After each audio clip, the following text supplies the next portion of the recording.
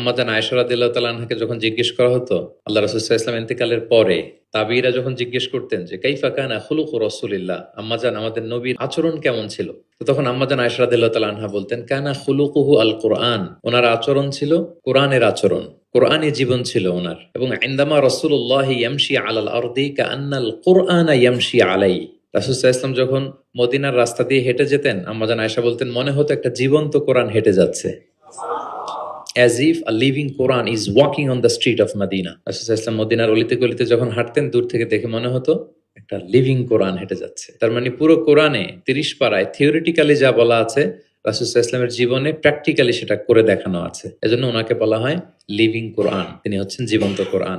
এবং এই কোরআনকে রিসিভ করতে যেয়ে তিনি অনেক কষ্ট সহ্য করেছেন, আমরা জানি। তিনি কোরআনের ভার বহন করেছেন। কোরআন কিন্তু খুব হেভি একটা বাণী, যেন তেন কোনো কথা নয়, এটা আল্লাহর কালাম। এজন্য আল্লাহ তাআলা বলছেন ইন্না সানুলকি আলাইকা কওলান সাকিলা, নবী হে আমি খুব ভারী হেভি ওয়েট বাণী আপনার কাছে নাজিল করতেছি। এটা সাধারণ বাণী না। ওটের উপর বসে থাকা অবস্থায় যখন রাসূল সাল্লাল্লাহু আলাইহি ওয়াসাল্লামের উপর কোরআন নাজিল হতো, ওট মুহূর্তের মধ্যে দাঁড়ানো থেকে বসে যেত, ভার সহ্য করতে না পেরে।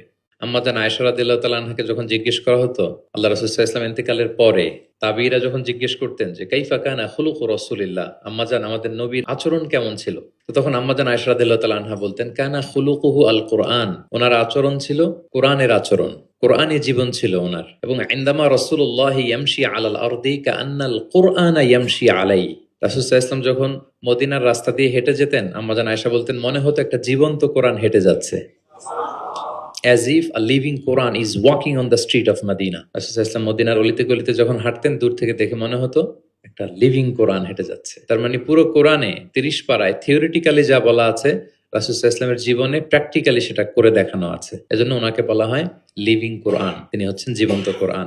এবং এই কোরআনকে রিসিভ করতে যেয়ে তিনি অনেক কষ্ট সহ্য করেছেন, আমরা জানি। তিনি কোরআনের ভার বহন করেছেন। কোরআন কিন্তু খুব হেভি একটা বাণী, যেন তেন কোনো কথা নয়, এটা আল্লাহর কালাম। এজন্য আল্লাহ তাআলা বলছেন ইন্না সানুলকি আলাইকা কওলান সাকিলা, নবী হে আমি খুব ভারী হেভি ওয়েট বাণী আপনার কাছে নাজিল করতেছি। এটা সাধারণ বাণী না। ওটের উপর বসে থাকা অবস্থায় যখন রাসূল সাল্লাল্লাহু আলাইহি ওয়াসাল্লামের উপর কোরআন নাজিল হতো, ওট মুহূর্তের মধ্যে দাঁড়ানো থেকে বসে যেত, ভার সহ্য করতে না পেরে।